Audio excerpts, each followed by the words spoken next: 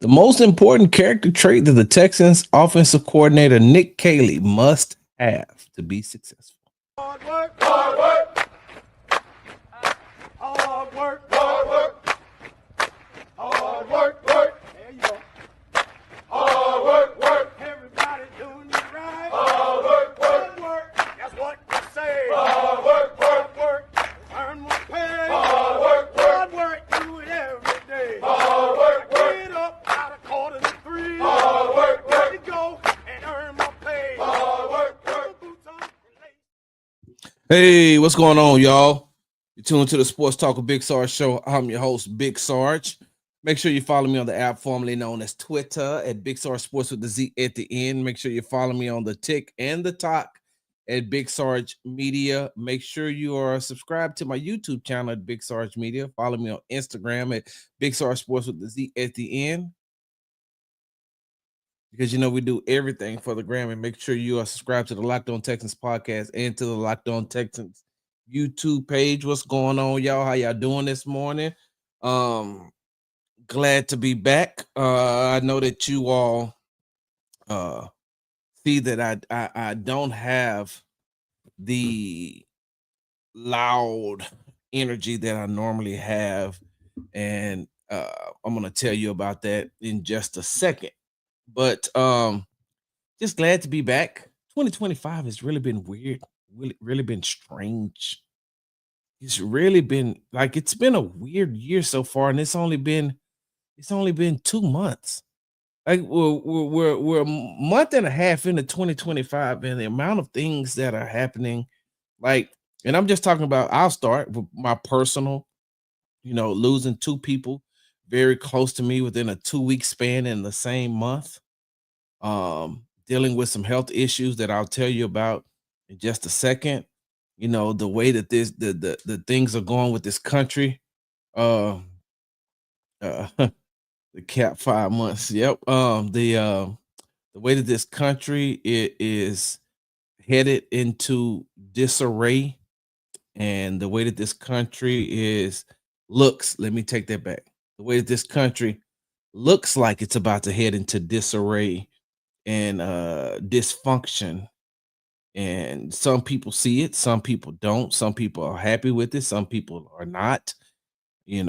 I've told you all on numerous occasions I don't do political things. I'm not here to join a political gang. So I don't, say one way or the other,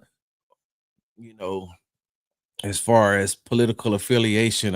I just look at what's going on and talk about what's going on. And for, if you want to get on and say, oh, you're this and you're that, hey, I don't care. But you can't, facts are facts.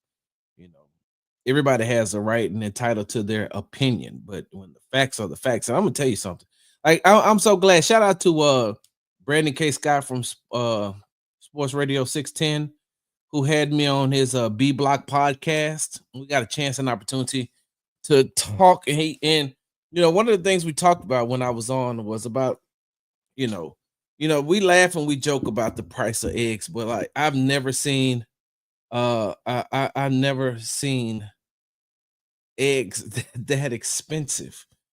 Last night, because me and my wife will eat struggle meals, because we like struggle meals, and one of our struggle meals is brown rice and eggs. Right, we love brown rice and eggs. And so I asked my wife, hey, what you want to eat? She's like, I just want some brown rice and some eggs. And I was like, well, that this, like, making you eggs is like taking you to an expensive restaurant. Like making eggs right now is like going to a 5-star restaurant. Hold on for a second.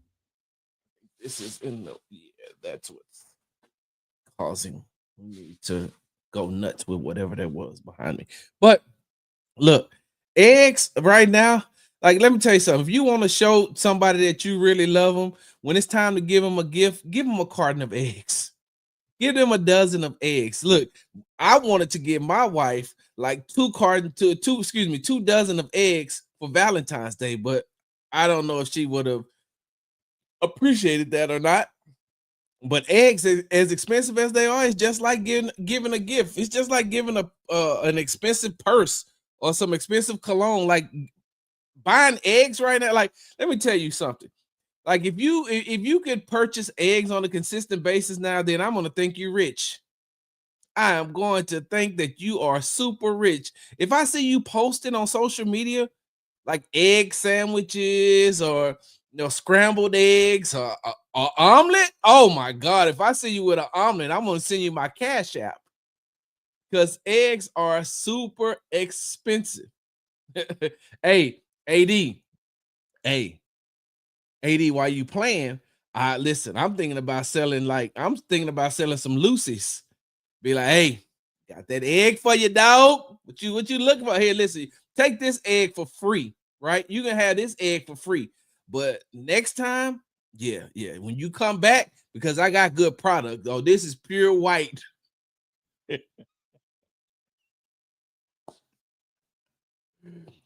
This is pure white. Here you go. When you come back, just hit your boy up. I got you. You know what I'm saying? I got you for the right price. You know what I'm saying? You know, I got you. 3 for 20, 5 for 35. You know what I'm saying? I got you, my guy. I got you. You my guy. You my guy. I got you. Hey, listen. Boy, listen. Look, that's what we're about to head to. We're about to get to that point. We're gonna be like, hey, dog, you got some of them, eggs. I need it, man. I need that omelet in my life. I need those scrambled eggs in my life. Huh? For sure, eggs for the low low. Be like, you got them eggs, dog? Eggs are super expensive. So yeah, like shoot. Listen, hey, if you are thinking about proposing to your long-term uh significant other, instead of a ring, just get an egg. Put it in one of them little boxes and be like, look, I know we've been together for a very long time, and I wanted to express my love to you in a way and show you how much I really care for you and how I want to be with you for the rest of for the hold on, I got one of them boxes.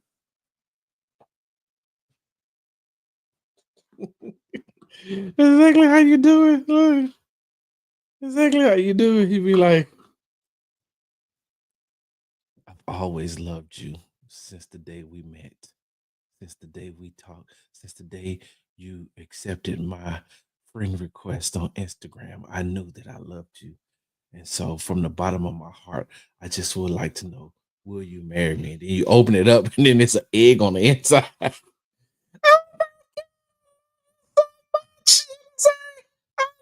You gotta get no ring no more. Just get eggs. Hey, that's listen. With the way that they're doing, look, with the way that Elon Musk is destroying everything, hell, I'm pretty sure your tax returns ain't gonna even be in cash no more.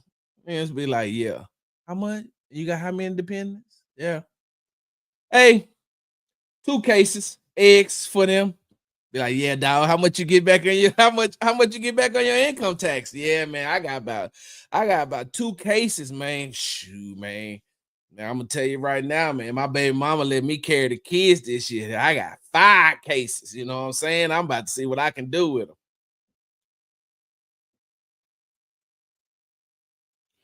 Once again, to the Sports Talk with Big Sarge show. I'm your host, Big Sarge. Hey, y'all know how we do it. Let me see what y'all saying in these comments. 2025 does feel like 5 lifetimes. Cowboys have franchise tag. Luka Doncic. That is hilarious. That is hilarious.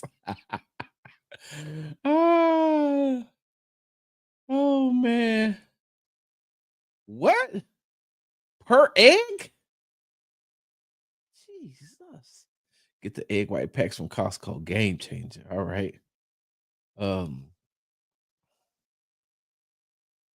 uh I seen that, Mike. I'm gonna respond to you. It's weird when you kill all the chickens for no good reason for the price of eggs to go up. Jesus Christ. Forget an egg. Buy a chicken. Cage free, bruh. Cage. That's that good. Let's make omelets for the rest of our lives. Oh man, what's going on, y'all? All right, so real quick before I dive into I got two things I'm gonna talk about today. Look at me sounding like a pastor, we're not gonna be here long today. I just want to make three quick points in at Calvary and the resurrection, and then we'll move on. Know that stop it, Sarge. Stop it. It's just been a while, y'all. I missed y'all. Let me give you a health update real quickly. And like I told you, like I started the show, I didn't, I didn't have as much energy as I normally have. So on my left side, I've been experiencing some pain near my ribs for have to be like 3, 4 months. But the pain would come and then it'll go away, then it'll come, and then it'll go away, then it'll come and it'll go away. So I never really thought that I would have to go see a doctor about it. The last time I had my checkup last year, I did mention it to my doctor, but she was like, if it, just let me know if it gets worse and if it's constant. Because at that time, the pain wasn't consistent. It was just going and coming away, going and coming away. And so over the last 2 weeks, the pain has gotten um uh why they say three quick points on the pulpit line. um and so I the pain has gotten worse. And so I don't know if y'all know anything about old black men. Old black men hate to go to the doctor. They always feel like they can fix whatever it is. Old black men think that, hey, look, whatever it is, I'm just gonna tough it out. And I'm an old black man. Y'all know that. I say that all the time. 53 years old and proud of it. I'm an old black man. So the pain was going and coming and I was dealing with it, but then the pain started to consistently get worse. And then when it consistently got worse, I could not really hide it from my wife anymore. So my wife seen that I was going through some pain as well. And so um in order to ease her mind and to put my mind at ease, I finally decided to go to the doctor on what's today? Tuesday. I went to the doctor on Monday and I have a CT scan scheduled for Thursday. My doctor wants to make sure that it's not a blood clot forming near my rib. They call it pulsary, pulsary or something. Has something to do with the fluid. Do with the fluid that's right here around my rib and things like that. And so um I've been in pain. I stay in pain. She did give me some pain medicine, and so that's helping with the pain. But yeah, so I have to go to the doctor. So you all who follow me, um, for all you gotta do is breathe hard in the mic through each point. That's crazy. That is crazy about preaching. But yeah. So all I'm gonna so I have to go to the back to the doctor on Thursday. That's why I posted that picture that I did on Monday. Because for those of y'all that follow my journey, I really, really do not like hospitals. I really do not like hospitals. My younger brother, when he was 17, passed away when he was in the hospital. Mila was misdiagnosed at the hospital. My mom passed away on her way to the hospital. So me and hospitals don't get along. We really don't get along that well. So I'm gonna go there and I'm gonna do the CT scan. I'm gonna do like I said, to put myself at ease, but I also have to consider that I have a significant other. And that's really before I get into what I want to talk to about today. Hey man, if you got a significant other, you got somebody who really cares about your family member, friend who really cares about you, man, stop being selfish. Don't be selfish. And that's one of the reasons why I went to the doctor. Hey, I can't if you ate more black foods, that is hold on, this is wild. This take is more wild than the two dudes talking about Jalen Green would be a six man on any good team. Like, this is wild.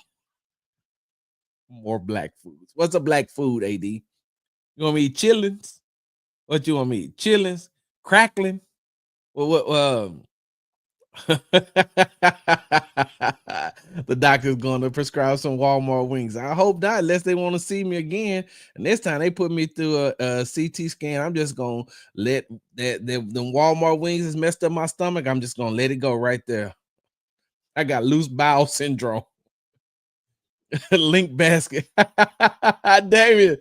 Hey, David, they don't know nothing about that. Now, look, hey, I ain't gonna even lie, boy. Them link baskets so good. So, hey, Damien, so all of y'all know I'm originally from Waco, but I was grew up born in Waco, but grew up here in Houston. And Damien's from Waco too, so he know. Yeah, pig feet, turkey neck. Yeah, they always want me to eat all that old nasty stuff. But I'm gonna say this though: if you got a significant other, if you got a friend, a loved one, someone who really cares about you, hey man, don't be selfish. If you got to go to the doctor, go to the doctor. Don't think that you could tough it out. Go to the doctor, especially if you're paying, you know, for health insurance. Now, I'm not gonna say that the doctor that with the way that the healthcare is these days, I don't even know if they're gonna approve everything, but at least go to find out if you can get approved. I know with the way that these the way that these healthcare systems work these days, ain't no telling if they're gonna approve what you need to get done or not. But if you don't go, you'll never know. So that's all I'm saying. You got to go. You have to go, bro. AD, by far the best potato I've ever had in my life. That listen, them potatoes from Waller County line. Oh my! For those of you all who don't know, that's off 290 headed towards Prairie View. Right before you get to PV, you stop at that Waller County line. You get you one of them baked potatoes. Oh, but I do have PTSD from that AD because when I was going through my process to become a member of Alpha Phi Alpha Fraternity Incorporated, when I was going through my process, I had to make sure that I had for certain people really like the baked potatoes from the Waller County line. So it was my job, it was our job, excuse me, to make sure that that they were supplied with the right nourishment for the activities that were going to take place.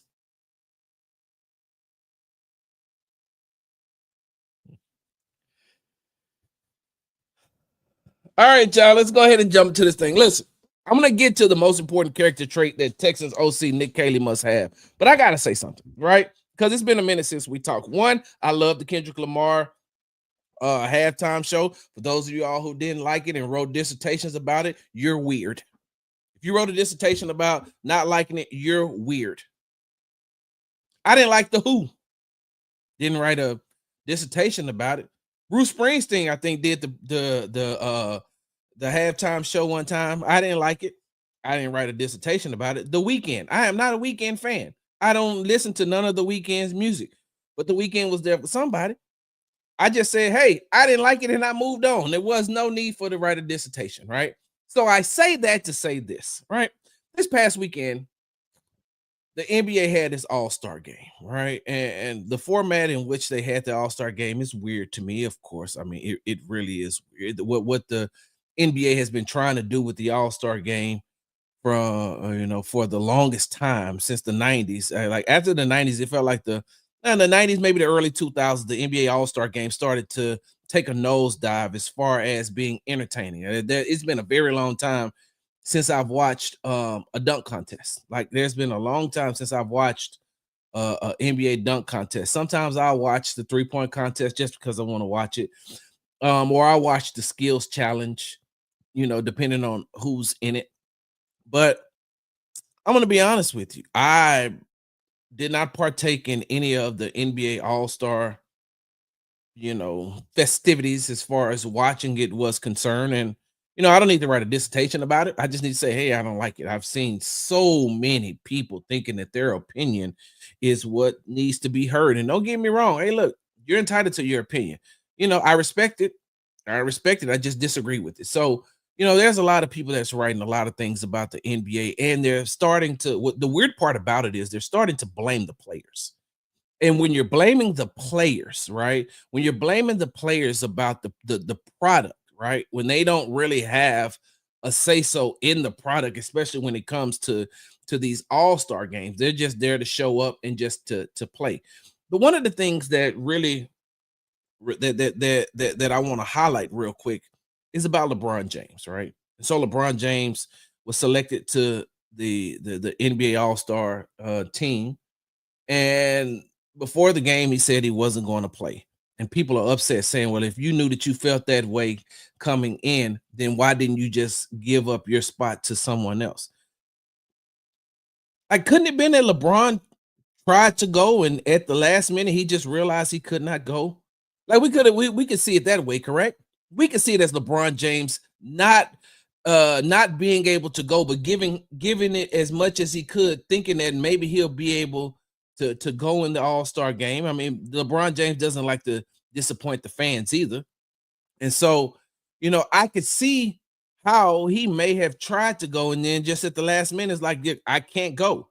And if he thought that, people's talking about, well, he has ankle, he'd been having ankle discomfort, of course, but I mean, he also is privy to one of the best medical staffs in the world. So, especially in professional sports.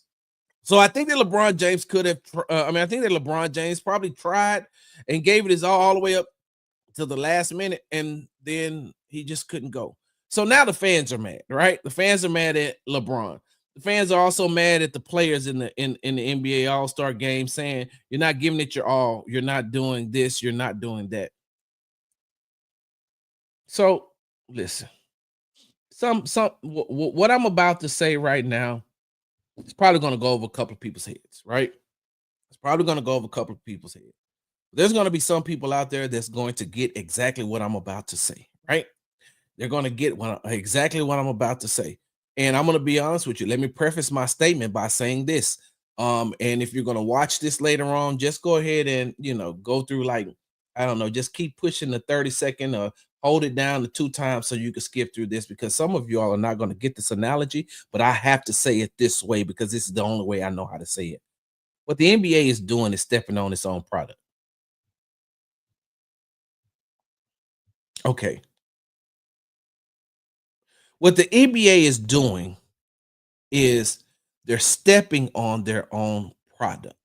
Now, I don't know how many people here is I don't know how many people here has ever sold drugs, been around drugs, watched a drug show, watched a drug documentary, watched Narcos. Like I don't know the Wire. Like I don't know how many shows you've ever watched that has to deal with selling drugs, or if you were ever involved in that life. I hope that that's a former life for you and you've transformed. I hope that you're not currently doing that now. But so in the drug game, right? If you've ever watched any show in the drug game, what they'll tell you to do is, hey man, listen, don't step on your own product, right? You're going to give people the product, make sure it's the best product out there. Don't start stepping on your own product, meaning don't start watering down and don't start messing with your product because now you ruin it. And once you ruin the product, then you're not going to have people that's going to want to come and purchase from you. That's the only way I can put it. The NBA is stepping on its own product. But you still want people to invest in your product. You still want people to buy your product. You still want people to come only to you. You want to be the kingpin of professional basketball. Like you want everybody to still come to you, and you want everybody to still come to this all-star game. You want everybody to still participate in this all-star game. You want everybody to give great reviews about the all-star game, but you're stepping on your own product. Now, Sarge, how they stepping on their own product, Sarge? I'm gonna tell you the schedule. I'm just gonna read the schedule for the Houston Rockets within the last well, I don't want to say the last 2 weeks, but I'm gonna tell you what happened leading up to that. So you know that um Reed Shepard and Amen Thompson got selected for the Rising Stars game. And then after the Rising Stars game, they Amen Thompson got selected to play on Sunday with Candace Parker. And so Alperen Şengün was already an all-star. Now, check this out.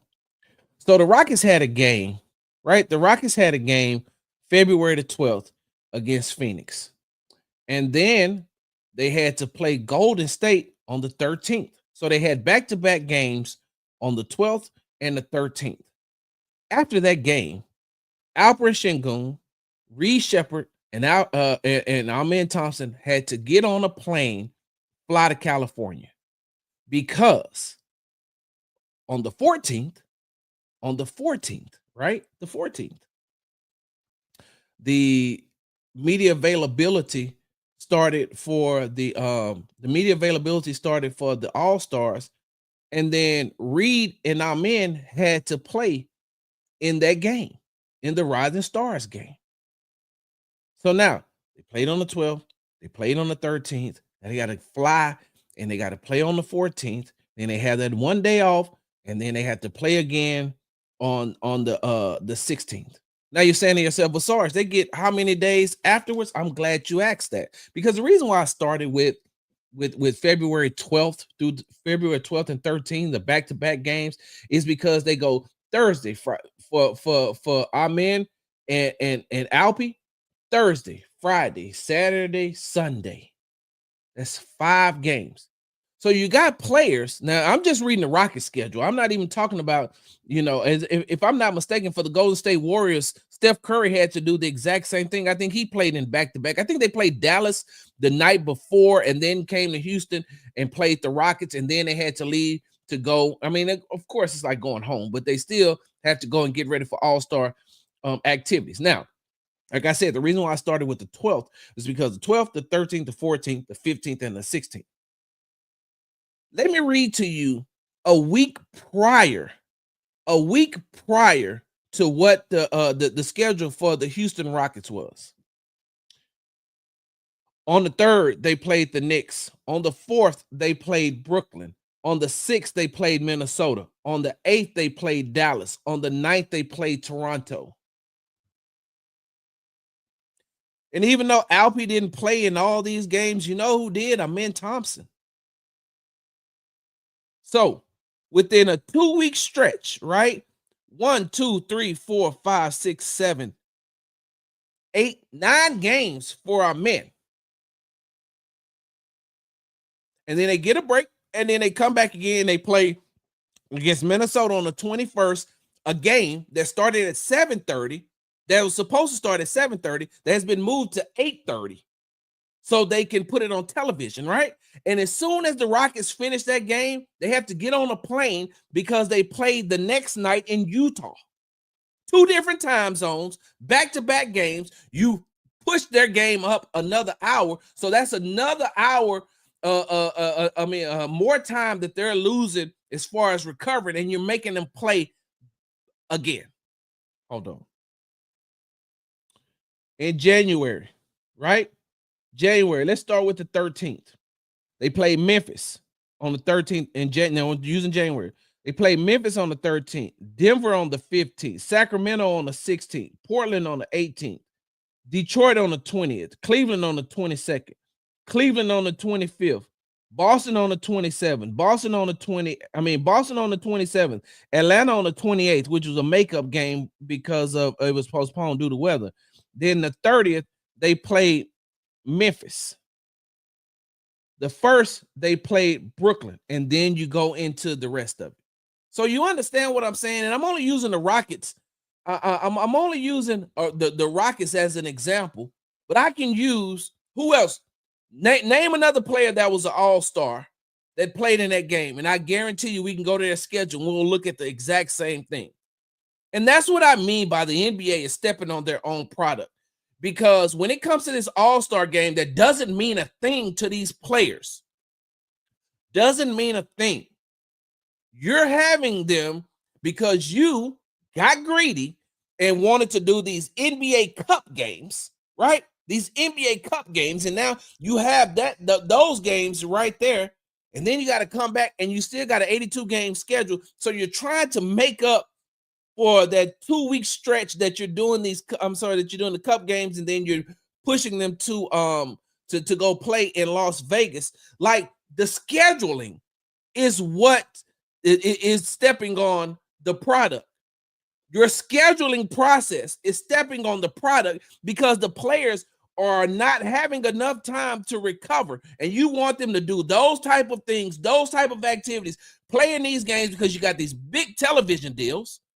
You got these big television deals, so you want them to play in these games, and then you want to push them to the All-Star game, and you expect them to come into the All-Star game and give it their all.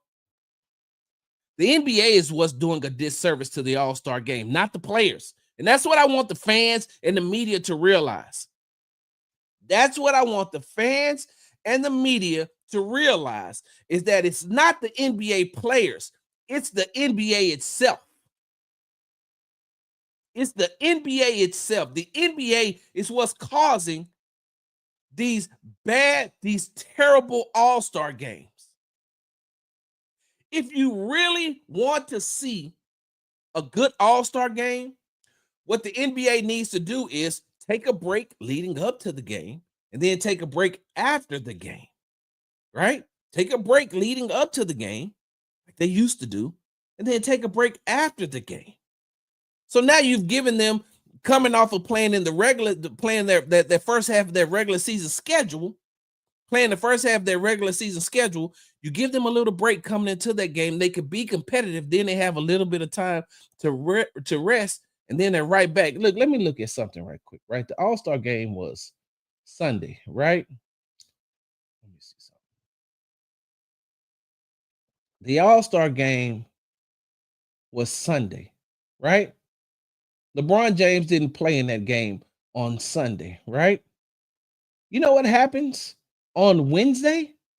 The Los Angeles Lakers take on the Charlotte Hornets. So LeBron has to play on Wednesday. So let me ask you a question. What's more important? What's more important? Is it more important that the team that you root for has the players that you need to make the run, the playoff run that you want? Because if these players go out and they compete at the level that they compete at during the regular season games and the All-Star games, and they get hurt, now what? LeBron James goes out there and he gets hurt and he can't play for the rest of the season. He goes out in the All-Star game and he gets hurt and he can't play for the rest of the season. Is that not doing a disservice to the Lakers fans? Who's saying, so he got hurt in the exhibition game. He got hurt in the exhibition game. If he gets hurt throughout a regular season game, then that's one thing. But to get hurt in the exhibition game, do you know the level of vitriol that will be spewed if Alperen Sengun would have gotten hurt in the All-Star game and couldn't play for the rest of the season? Do you know how many people would have went off if Amen Thompson would have gotten hurt during All-Star weekend, because you got to play him in the Rising Stars game and you got him playing in the All-Star game after playing nine games in how many days? Hold on. Let me go back and let me look at this. Let me see. Hold on. 1, 2, 3, 4, 5, 6, 7, 8, 9, 10, 12, 13, 14, 15, 16,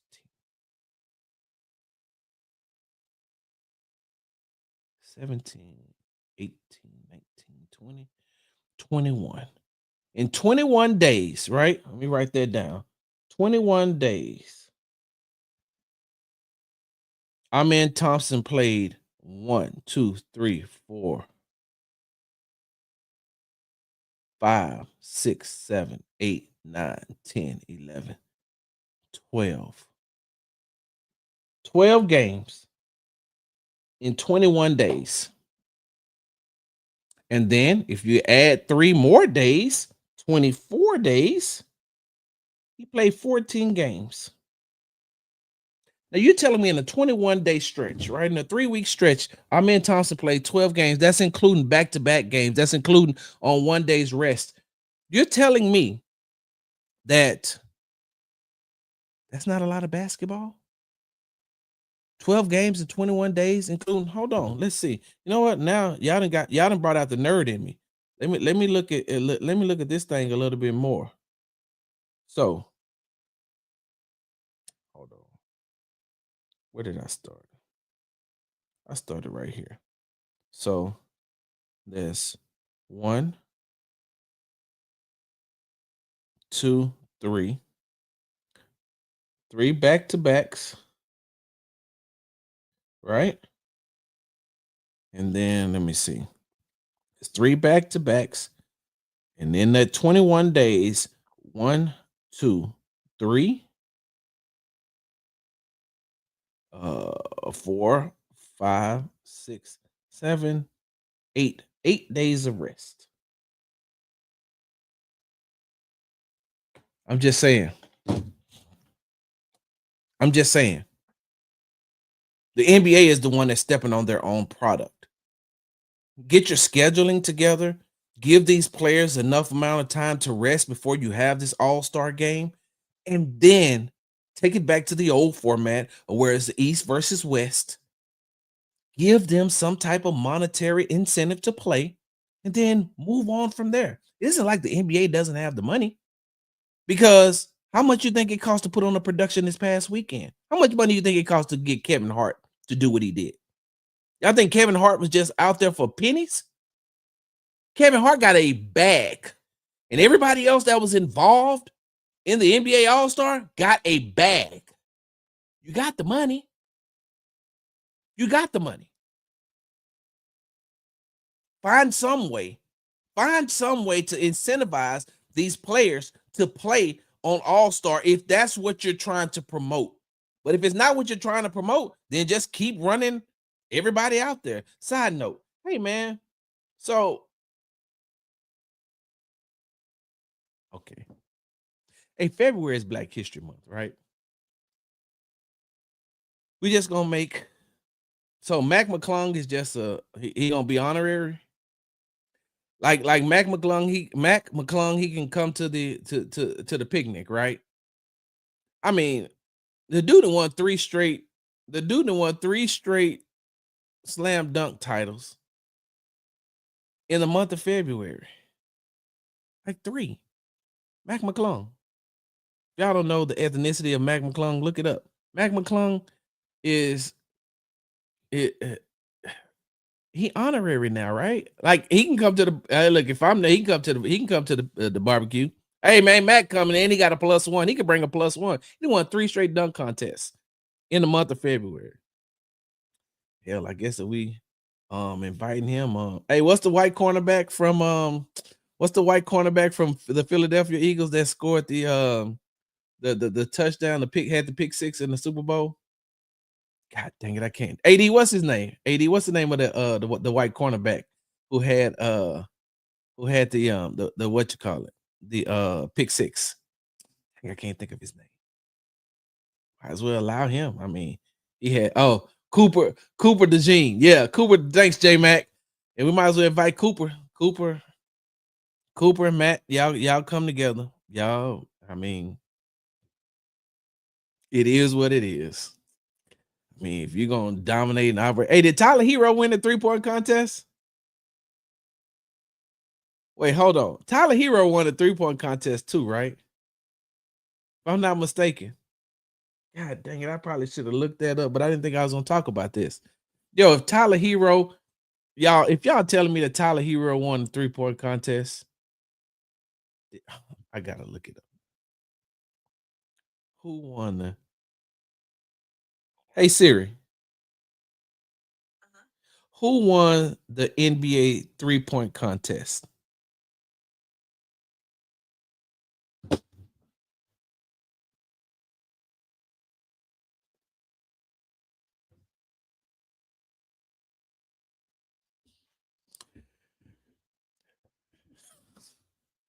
Damn. President Trump took away DEI and that just opened up the floodgates, huh? So wait. So Cooper DeJean had a pick six in the Super Bowl in February. Tyler Hero won the 3-point contest in February. And Matt McClung won the dunk contest in February.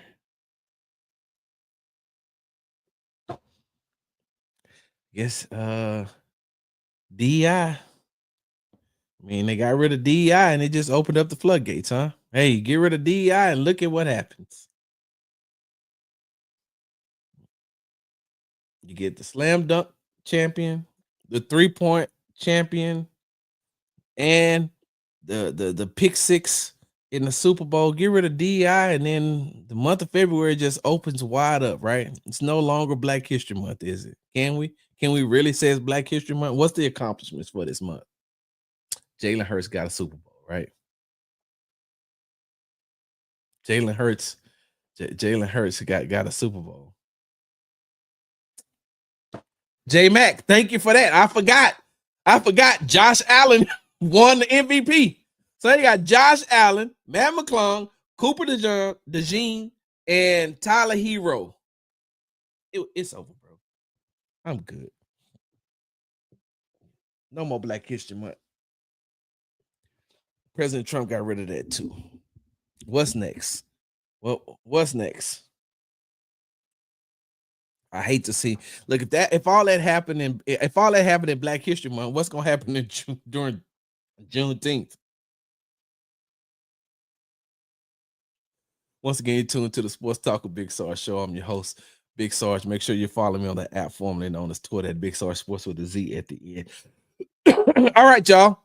The most important character trait that Texans offensive coordinator Nick Caley must have. Now, I know that you all have seen what I said on Locked On Texans when it comes to Nick Caley, right? And how I appreciate the energy. I appreciated the energy. I appreciated that he enunciated his words. I appreciated that he knows ball. I appreciated that he talks ball. I just need to see it. I just need to see how that's going to transpire onto the field. And like I said on with B Scott on the B Block podcast, and I think I said it on the Locked On Texans podcast as well. I mean, they have some people who can interview very well. They got G-Eazy is going to win Rapper of the Year next, probably, right? Probably. But there are some people out here that can interview very well, right? There's some people out here that can interview very well. Their interviewing skills are top notch. They can walk in and they can woo any hiring manager, any hiring CEO, any professional. But then they get the job. And when you see a lot of people who have you see people who've been at a lot of jobs and not just moving because of they found a better job. They found a better job with better pay, with better stock options, with better avenues to be able to be promoted and to move up the chain. When you see people who's had a lot of jobs and they've left the jobs not because of those things that I just mentioned, that's because they can woo the socks off of anybody that's doing the hiring, whatever board they have to sit in front of, whatever panel that they have to sit in front of. They can woo the socks off of them, but when it's time to do the actual job, they can't. I know a lot of people like that. Look, you know what? Let's take it away from the corporate world. Let's just use it as far as relationships are concerned. There's a lot of people out there that can woo the socks off of whoever they're trying to date, right? But then after that initial phase is over, after that first probationary period, that 90 days is done, now you're looking like, okay, now what? And that's why you have some people that have been in multiple relationships because they know what it takes to get the person. They don't know what it takes to keep the person. They know what it takes to be able to, they can say all the right things, go to all the right restaurants, do all the right things to get the person. But then after that newness has worn off, and we really get to see who you are, now you're like, but you can't do the job. Corporate America, you get the job, you can't keep the job because you don't perform well at the job. So, with that being said, I'm not saying that Nick Caley won't be able to perform at the job because I've never seen him do the job. I'm not saying that he can't perform. I'm not saying that he can perform. What I'm saying is I've never seen him perform. And don't get me wrong. I mean, Jonathan Alexander from the Houston Chronicle wrote a great article about all these things that people have said about Nick Caley and what he's, been able to do. I think he got the stamp of approval from Sean McVay, who I think is one of the most brilliant minds to ever put on a headset and call an NFL game. Like, he's in my top 5 all time of offensive play callers.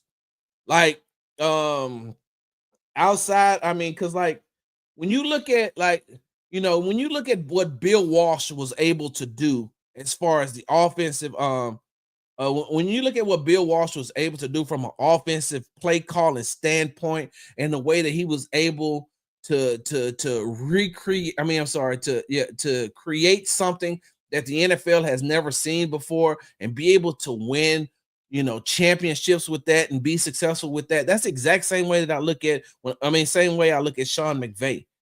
I look at Sean McVay and Bill Walsh as like the exact same person. And so when I look at Sean McVay, I can hear him give the stamp of approval to Nick Caley all day long. I can hear Josh McDaniels, who, by the way, I think is also a very good. I don't put him on the same level as Sean McVay, but I think that Josh McDaniels, is a very good play caller, and especially when he has, the best of the best, he is a dang good play caller.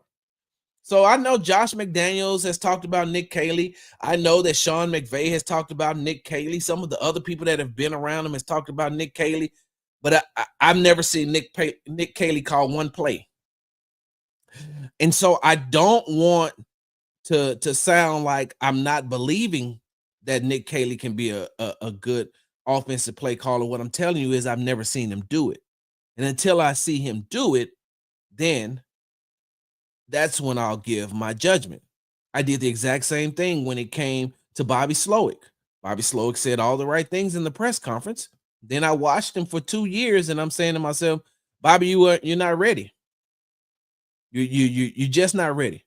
Not saying that Bobby Slowik won't be a good offensive play caller in the NFL someday. I'm hoping that he learned, take what he learned from being a part of the Houston Texans offense and coaching staff and use that later on when he gets another opportunity to become a play caller.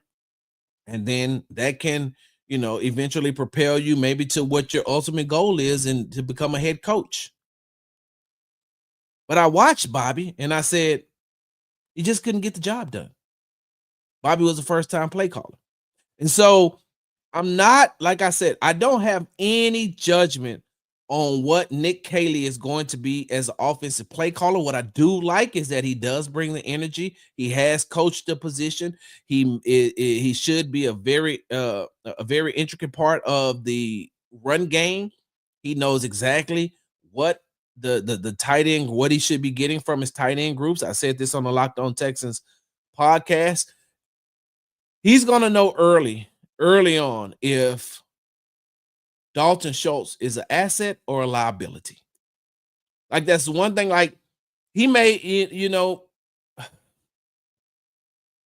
Dalton Schultz may have been able to fake the funk with Jake Moreland, the tight ends coach, but you're not going to be able to fake the funk with your offensive coordinator who has coached the likes of Rob Gronkowski. It's a Hall of Famer. So he knows what it takes to become, and he knows what it takes to get what he needs out of a tight end. And that's the best thing that's going to work for him, is that he has the ability to be able to see what the scheme should look like, what a run scheme should look like, what the tight end should be doing, what the offensive line should be doing. And that's the advantage and the edge that he has What's going on? That's the edge and the advantage that he has on Bobby Slowik. So I'm like I said, I don't have any judgment on Nick Caley. And I'm gonna be honest with you, I probably won't have a real good judgment on him until probably middle of the season, unless he just does something egregious and just does something crazy within the first couple of games of the 2025 NFL regular season. I probably won't have a judgment on him until the middle. So I'll watch him in OTAs, I'll watch him in training camp, I'll watch him, in the preseason games to see what type of scheme he runs. I'll listen to what the players are saying in the interviews, and then I'll talk to the players, and talk to the players behind the scenes to get a feel on what type of a person that he is, what type of offensive play caller that he is, what is he like, how is he helping CJ get in and out of the huddle, how long are the plays being called, is he working with the passing game coordinator to be able to change the route concepts, is he allowing freedom, is there freedom in that offensive playbook for the wide receivers, like that's just some of the things that I need to see first before I judge Nick Caley as an offensive coordinator. Like I said, I was in the press conference and I liked everything that he had to say. I liked everything that D'Amico had to say, but I liked everything that he had to say listening to him. But like I started this whole soliloquy with, some people interview very well for the job. Some people know how to talk to, you know, the person that they're trying to date. They know how to get them. They just don't know how to keep them.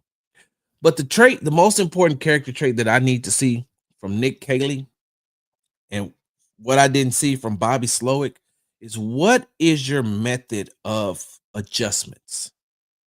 What is your method of adjustments? How are you going to adjust? What are your in-game adjustments? What do they look like? Because that's something that I never felt that Bobby Slowik had. I never felt like Bobby Slowik had that in-game adjustment in him. I never felt like I never felt like Bobby could look and get a feel for the game and say we need to go another direction. I never felt like Bobby moved away from his script. I never felt like Bobby looked at a game and said, "All right, all right, all right, hold on. Hey, look, come here, y'all gather around. Look, this is what they're doing. This is what I'm saying. This is what we're going to do." Right? I never felt like Bobby had a backup plan, because football is a game of adjustments. I've told you all this story on numerous occasions about when my late wife, when I used to play her sons in Madden, I used to beat them. And I used to beat them bad. Like, if I could blow them out, I would blow them out. Like, I'm not, this ain't no, oh, let me take it easy because you're, let me take it easy because you're a little boy. Let me take it easy. No, that didn't teach him nothing. Didn't teach him a thing if I took it easy on him. Never took it easy on him. Hey, look, pick up the stick. Hey, when they ask me, you want to play the game? Hey, you sure you want to play this game with me? Because last time you was in tears after I blew you out. And if I pick up these sticks, I'm gonna blow you out, or I'm gonna try my best to blow you out.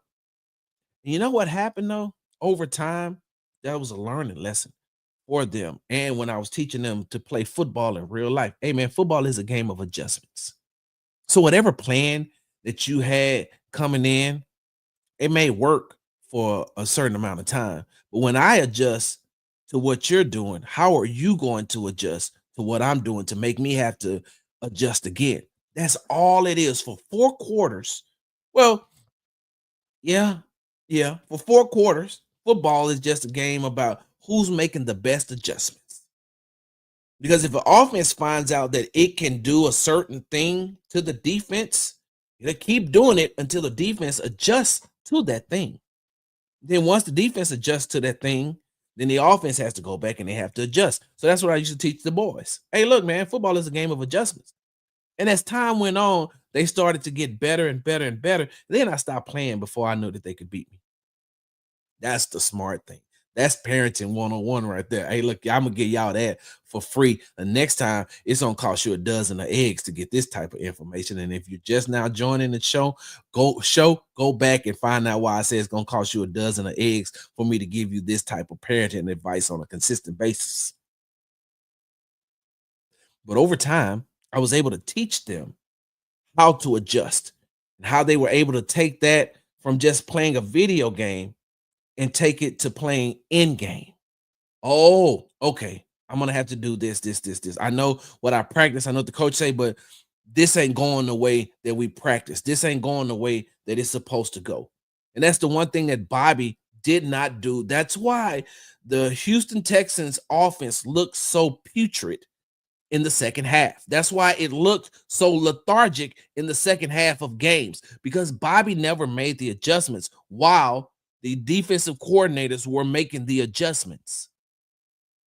And that's the one character trait that Nick Caley must have is the ability to be able to adjust. The ability to be able to adjust and the ability to be able to adjust on the fly. Because I reference this game a lot. I reference this game a lot. I reference this game on numerous occasions because it's the one game that should have let everybody know that Bobby's days were numbered.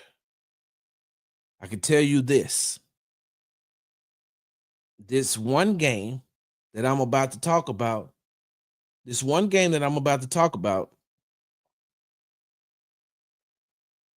put Bobby on the radar for everybody.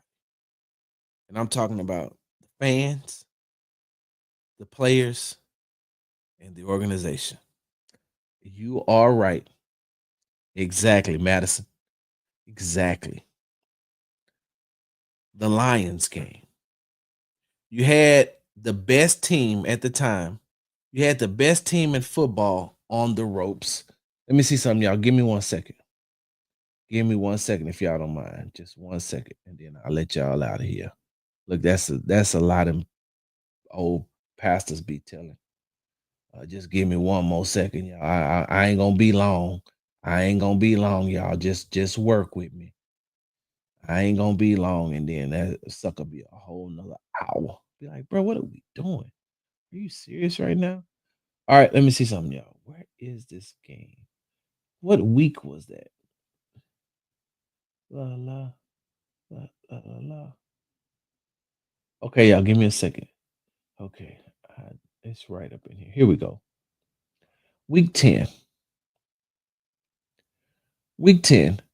The Houston Texans, and I remember this, but I'm just want to make sure that I double check, and I'm sure. So they had the Lions 23-7.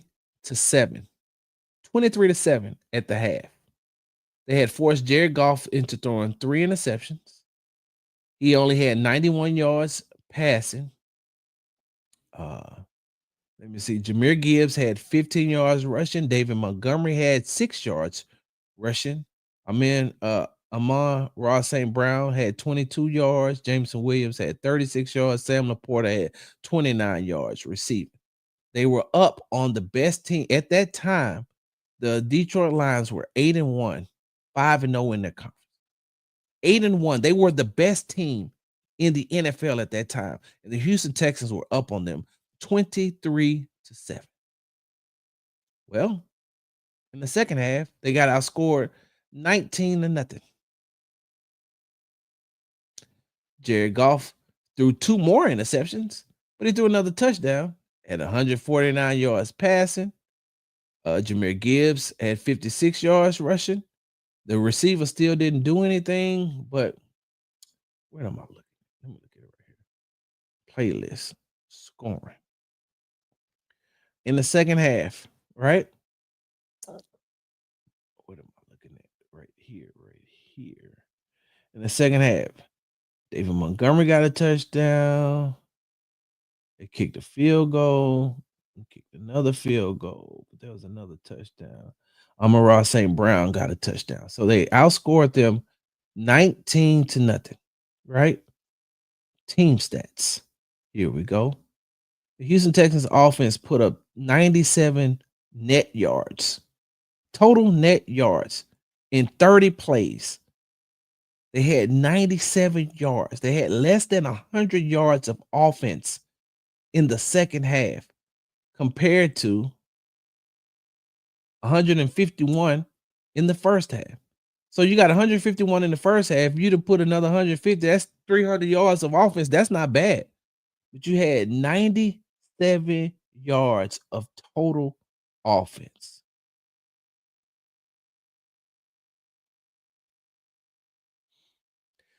And that's when it happened. And that's when it happened. Week 10 against the Detroit Lions. That second half, Bobby probably could have started looking for jobs then. Bobby could have probably started asking some of his old friends if they're going to be hiring at the end of the season.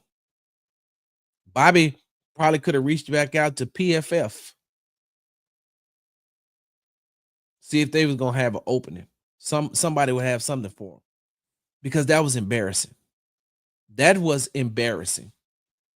And to not be able to get 100 total yards in the second half after you have a 23-7 lead, and Jared and the defense is out there doing what they're supposed to do. They forced 5 interceptions.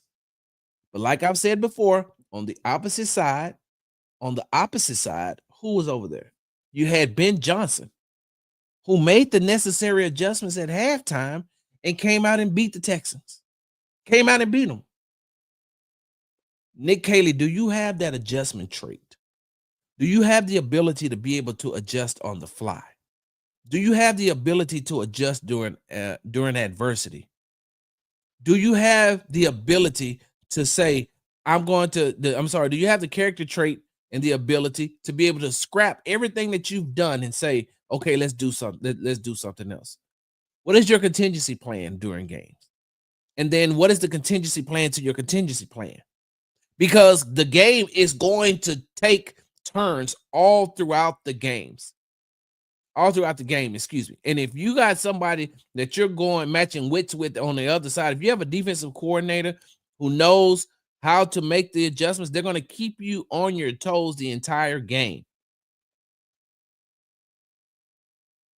Can you abandon wide receiver screens? Can you abandon quick toss? Can you abandon reverses or double reverses?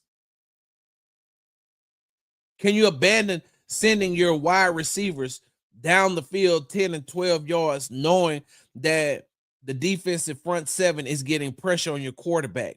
Do you have in your game plan the ability to switch and say, all right, let's go short passing game right here, fellas? With the long developing routes, they're not working. They're running too high. They're not giving us what we need to make the big explosive play downfield. They're running too high safety. They're not coming out of that. So let's get them out of that. Oh, they don't want to come out of it? Don't worry. We'll dink and dunk them to death. And that means we'll keep our defense on the sideline, and we'll have time of possession. We'll keep the ball, and we'll score. Oh, they don't want to give us the 10 to 15 yard play down the field. Don't worry. Hey, 5 right here. First and 10. Get the 5 yards. We'll get the other 5 yards. Keep the chains moving. That's the one thing that Bobby couldn't do, is keep the chains moving. So that's the most important character trait that Nick Caley must possess starting from day one. Because you all remember, I came on here and I said, the clock is ticking. The clock is ticking on Nick Caley.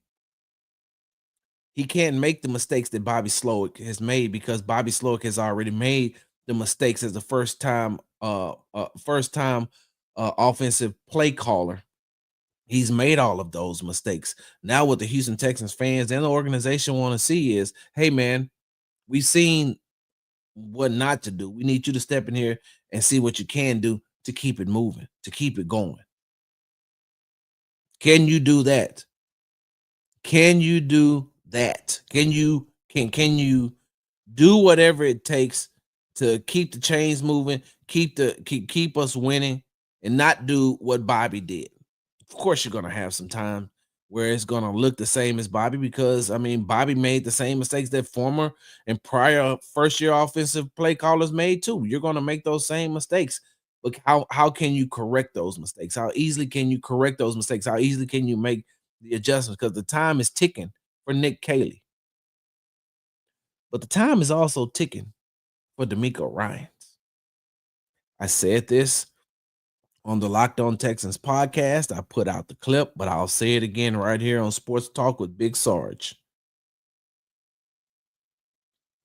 These next 3 years are the most important years for a head coach like D'Amico Ryans. I do think that D'Amico Ryans can have the tenure that the same tenure, excuse me, that Mike Tomlin has with the Pittsburgh Steelers. I think that this could be a long-term job for D'Amico Ryans, and I think that he could be successful at this job. But if Nick Caley doesn't get it done, because it's easy to replace an offensive coordinator once he leaves for a promotion.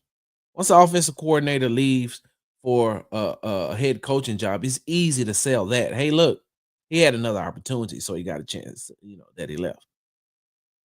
But if in 2 years we're right back here talking about another offensive coordinator that the Houston Texans have to hire because Nick Caley didn't work out. So now you got Bobby Slowik under your belt. You got Nick Caley up under your belt. At some point, if it doesn't work out with Nick Caley, that's going to roll back over to D'Amico Ryans because now they're going to ask, well, what type of judgment are you making when you're hiring these guys? I mean, we got CJ. We gave CJ the bag. We retained Nico. We got this person. We got that person. We got pretty much everything that you all would need on the offensive side of the ball. Why are we still having these type of issues? Why are we in year 5 with year 1 issues? Why are we in year 5 with year 2 issues? If Bobby Slowik was the problem, we got rid of him. And then we brought in Nick Caley. And now if Nick Caley is the issue and the problem, and now it's time to make another hire, and you're going to put CJ in another offensive system, like at some point, that's going to roll back onto D'Amico. Like, and that's just what it is. That's exactly what it is. Hold on, I just seen this. D'Amico gets to the AFC Championship game within the next 3 years. Is his job safe? Oh yeah, of course. You don't need to make it. Yes, yes. And I'm gonna be honest with you, Tony. I'm gonna be honest with you. Right now, D'Amico's job is like super secure, like super secure. Like there ain't even no thoughts of letting D'Amico Ryans go. And why would you even have? And I'm not saying you, Tony. I'm just saying in general. Why would you even think about that? Man came in and in his first 2 years took a franchise that was in disarray, a franchise that was sinking quickly, and took him to the divisional game 2 years in a row in his first 2 years. So, yes, if D'Amico gets to an AFC Championship game within the next 3 years, his job will be super safe. And if he wins an AFC Championship game, he gonna get an extension. Did I say that out loud? All right, y'all. I gotta get ready to get up out of here. Let me see what they saying in these comments. Bobby had no backup and didn't seem to want to adjust. He just wanted the offense to trust the play. That's exactly what I've been saying. That's exactly what I have been saying. Calling Nick Caley Bob Jr. is crazy. He ain't even called a play yet. That's wild. That is wild. I don't think D'Amico. I don't think D'Amico isn't going to give Nick as much freedom as Bobby had. You gotta let me know what that means, D Skills. You gotta let me know what that means. But like I said, we'll see. We'll see. We'll see. And I want you all to be able to give Nick Caley the opportunity to be Nick Caley. Don't make him Nick Slowik or Bobby Caley. Let Bobby Slowik was Bobby Slowik. Let Nick Caley be Nick Caley. All right, I'm about to get ready to get up out of here, y'all. You know what was wild? You know what was wild? One of the wildest things I seen last week is when so one of my really good friends and colleagues, DJ BNMA, who covers the Texans for ESPN, put out an amazing article. He's put out an amazing article. Jonathan Alexander, like these two guys, if y'all not following DJ BNMA or Jonathan Alexander on social media, y'all should, because they put out those guys put out some great work, and they work very hard. They work very, very, very hard. They do an outstanding job. They do an outstanding job of covering the Houston Texans. I mean, we're all on the beat together, and I see the amount of work that those guys put in. Like, it just isn't, for show. Like, these guys are really, really working. But DJ put out an article last week, and in it, he talked about some things, like as far as the play calling, and CJ being able to call the protections and the audibles. And the only thing that perplexed me, right? Hold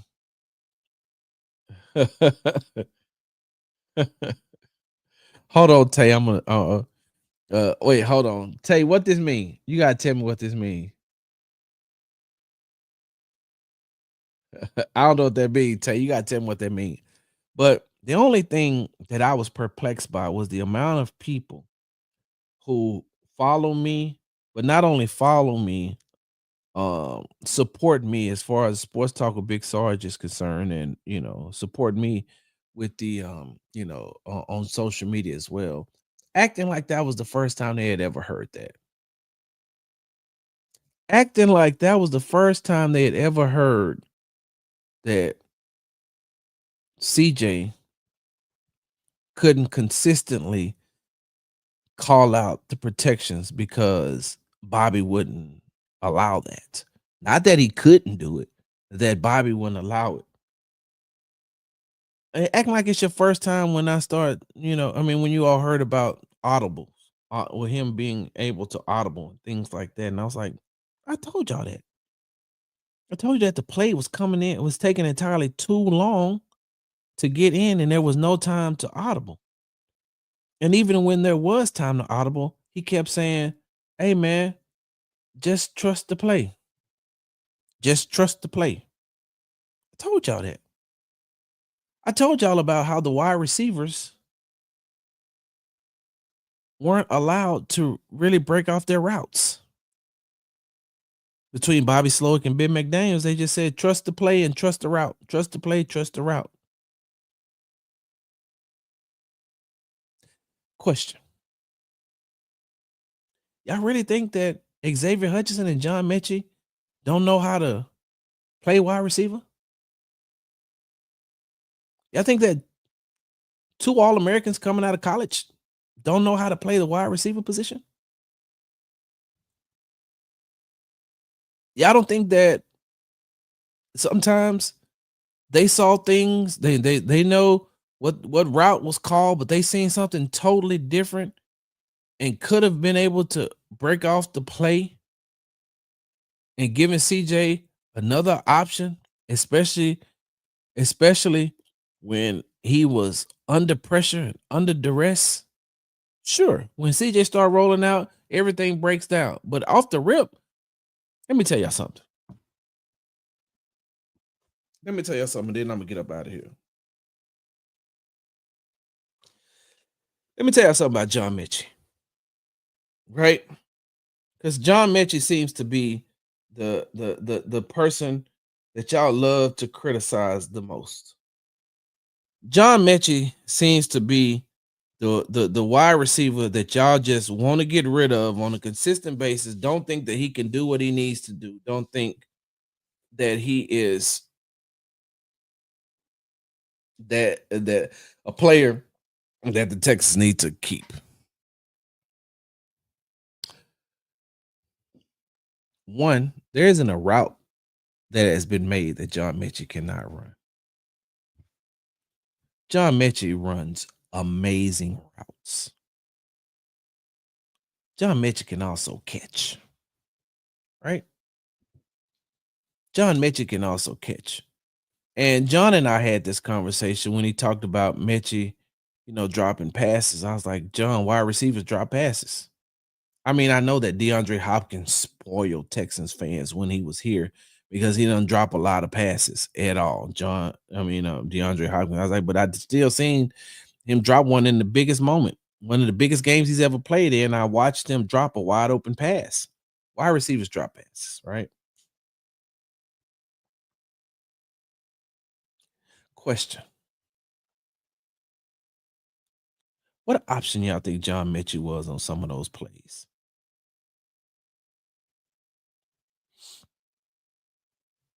You think his route was even a route that CJ was supposed to throw to? Or do you think that sometimes it's just a dummy route? Do y'all think that John Mechie is a wide receiver, someone that you watched in college and then deal with what he had to deal with as far as health is concerned? Then he finally gets his health back and finally gets an opportunity. And then you put him on the field and don't let him be John Mechie? Who fault y'all think that was? That's Mechie's fault? And I'm asking because I'm not saying that John Mechie is Jamar Chase. I'm not saying that John Mechie is Justin Jefferson. I'm not saying that John Mechie is Nico Collins. John Mechie is John Mechie. And used the right way in the right system, given the right opportunities, I think that you could see way more than what you've seen before. I think given the opportunity, and if Nick Caley is going to incorporate a lot of that Sean McVay system, and if they decide to keep John Mechie, I think you're going to see a totally different John Mechie. I think you're going to see a totally different Xavier Hutchinson. And I know that the Texans have to get a wide receiver in the draft because I don't think that they can afford to bring in any wide receiver twos from other teams unless they're going to trade assets. And then even if they trade for a wide receiver two, they're going to want to come in and probably want a new deal. And so the Texans may still be like a year away from, waiting on some of these salaries to drop off the books, and they'll have a lot of not this upcoming season, but the following season, they'll have more money to work with. And we'll see then.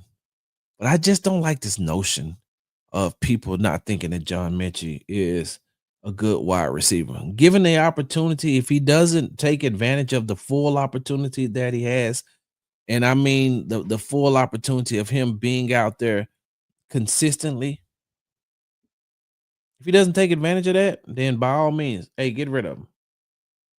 Xavier Hutchinson the same way. But those are two guys that I've watched and I've seen and I know. And I watched through training camp. And I watched like some of those training camp battles that Xavier Hutchinson and John Mechie had with Kamari Lassiter and Derek Stingley Jr., you'd pay to see those. I'm telling you that right now. Some of those battles, you would pay to see those. Some the wide receivers won, some the wide receivers lost. It just is what it is. I gotta get up out of here, y'all. What time is it? Oh yeah, I got some stuff I gotta do. I got some errands to run for my wife, and I'm gonna take advantage of that because the Rockets are out of town. I don't leave for the combine until next week. Combine's next week, right? Yeah, but the way these planes acting up, shoot, I feel like I should just drive to the combine. I feel like I should just drive because the way these planes is acting up, I don't know what's got in. I don't know what's happening in this with these planes and in the air, but something ain't right. Been tuned to Sports Talk with Big Sarge show. I'm your host, Big Sarge. Make sure you follow me on the app formerly known as Twitter at Big Sarge Sports with the Z at the end. Follow me on the Tick and the Talk at Big Sarge Media. Follow me on Instagram at Big Sarge Sports with the Z at the end. Because we do everything for the gram. And make sure you are subscribed to my YouTube channel at Big Sarge Media. All right, y'all. I got to get out of here. Thank y'all for joining. I appreciate it. I'm out. Hard work. Hard work.